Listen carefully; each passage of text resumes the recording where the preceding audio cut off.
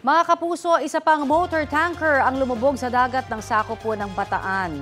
Nakumpirma ng Philippine Coast Guard na lumubog ang MTKR Jason Bradley sa barangay Cabcaben sa bayan ng Mariveles ito pong Sabado.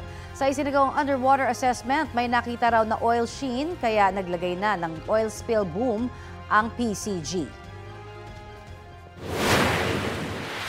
Apparently, this vessel did not clear from the Philippine Coast Guard, from the Bataan Coast Guard Station. So hindi namin alam pa kung saan yung details nito, no? Kung ano pang details meron siya.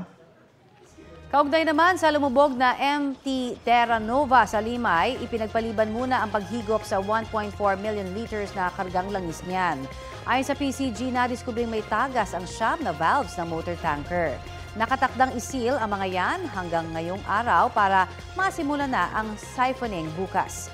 Nananawagan naman ng agarang aksyon sa gobyerno ang grupong Greenpeace. Umabot na nila ang oil spill ng MT Terra Nova sa coastline ng Hagonoy, Bulacan.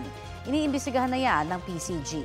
Ang BFAR magsasagawa po ng sampling para matukoy kung kailangang magdeklara ng fishing ban. Magsasagawa naman ng water sampling ang DENR.